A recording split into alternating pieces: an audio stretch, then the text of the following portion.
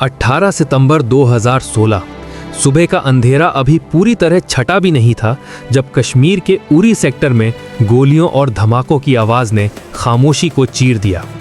कुछ ही मिनटों में सब कुछ बदल गया। भारतीय सेना के एक ब्रिगेड मुख्यालय पर हमला हुआ था। 19 जवान शहीद हुए। देश सन्न रह गया। लेकिन असली कहानी उस सुबह से शुरू नहीं होती। असली कहानी शुरू होती है उन बंद कमरों में जहां बदले की आग से ज्यादा भारी था एक गलत कदम से छिड़ सकने वाला युद्ध। उरी हमला लाइन ऑफ कंट्रोल के पास हुआ था। आतंकियों ने अंधेरे का फायदा उठाकर कैंप में घुसपैठ की।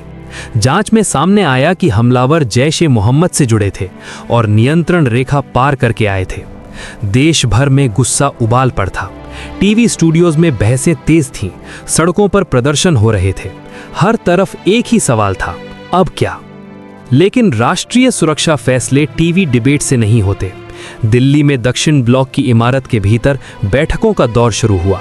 सेना प्रमुख, डीजीएमओ, खुफिया एजेंसियां सभी एक एक जानकारी टेबल पर रख रहे थे। Indian army, research and analysis wing और इंटेलिजेंस ब्यूरो सबके पास अपने अपने इनपुट थे।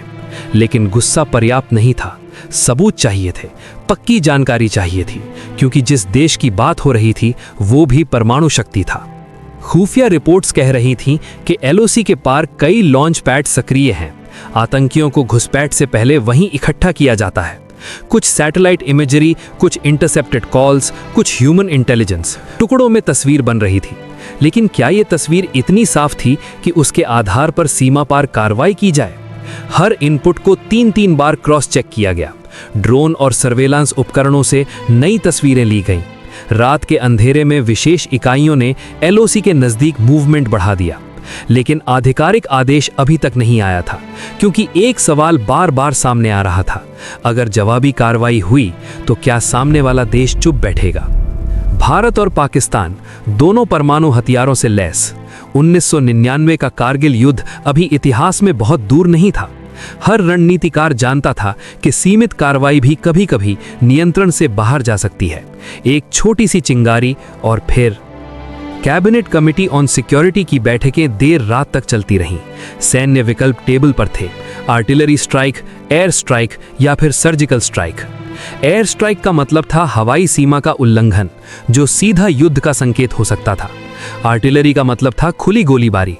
लेकिन सर्जिकल स्ट्राइक वो चुपचाप, सीमित और सटीक हो सकती थी, अगर खुफिया जानकारी पूरी तरह सही हो।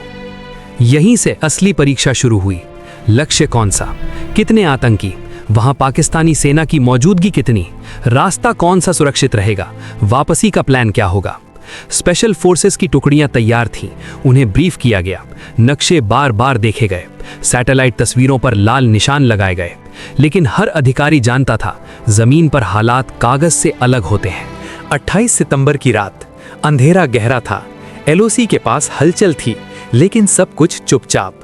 ऑपरेशन को अंजाम देने से पहले अंतिम बार इंटेलिजेंस कंफर्म की गई।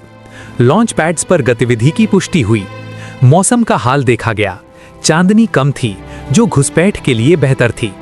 फिर आदेश आया। स्पेशल फोर्सेस ने सीमा पार की, कई किलोमीटर अंदर तक। टारगेट्स को चिन्हित किया गया। बताया गया कि कई लॉन्च पैड्स को निशाना बनाया गया। ऑपरेशन कुछ घंटों में पूरा हुआ। भारतीय सैनिक सुरक्षित लौट आए। 29 सितंबर 2016 की सुबह भारत के डीजीएमओ ने प्रेस कॉन्फ्रेंस में घोषणा की कि सर्जिकल स्ट्राइक की गई है। ये एक नई शब्दावली थी जिसने देश को चौंका दिया। पहली बार भारत ने सार्वजनिक रूप से सीमा पार कार्रवाई स्वीकार की थी। लेकिन दुनिया की नजरें अब इस पर थीं कि पाकिस्तान क्या करेगा। क्या वो जवाब देगा? क्या गोलीबारी बढ़ेगी? क्या ये एक लंबी लड़ाई की शुरुआत होगी? सीमा पर तनाव बढ़ा। कुछ दिनों तक गोलीबारी की खबरें आईं। बयानबाजी तेज हुई। अंतर्राष्ट्रीय समुदाय ने संयम बरतने की अपील की। लेकिन पूर्ण युद्ध नहीं हुआ। इस पूरे घटनाक्रम में सबसे अहम चीज थी वो गुप्त सत्यापन, वो सावधानी जिसने कार्रवाई को सीमित रखा। अगर खुफिया जानकारी गलत होती, अगर लक्ष्य पर पाकिस्तानी नियमित सैनिक बड़ी संख्या में मौजूद होते, अगर ऑपरेशन के दौरान भारतीय सैनिक पकड़े जाते, हर अगर एक बड़े युद्ध में बदल सकता था। उरी हमले के बाद देश बदले की भावना से भरा था। लेकिन राष्ट्रीय सुरक्षा सिर्फ भावनाओं से नहीं चलती, वो चलती है तथ्यों, विश्लेषण और जोखिम की गणना से। सर्जिकल स्ट्राइक सिर्फ एक सैन्य कार्रवाई नहीं थी, वो एक संदेश था, लेकिन नपातुला सोचा समझा संदेश। आज भी उस रात की पूरी कहानी सार्वजनिक नहीं है, कई विवरण गोपनीय हैं, कई फैसले सिर्फ कुछ लोगों को ही पता हैं, लेकिन इतना तय है कि उस समय लिए गए हर निर्णय के पीछे एक भारी जिम्मेदारी थी, करोड़ों नागरिकों की सुरक्षा और 2 परमाणु देशों के बीच शांति का संतुलन। उरी के शहीदों की याद आज भी दिल को झकझोरती है, लेकिन उनकी शहादत के बाद जो निर्णय लिए गए, उन्होंने ये दिखाया कि कभी-कभी सबसे कठिन लड़ाई सीमा पार नहीं, बल्कि निर्णय लेने की मेज पर लड़ी जाती है। क्योंकि युद्ध केवल गोलियों से नहीं शुरू होता, वो शुरू होता है एक फैसले से। और 2016 की उस रात वो फैसला इतिहास के पन्नों पर हमेशा के लिए दर्ज हो गया।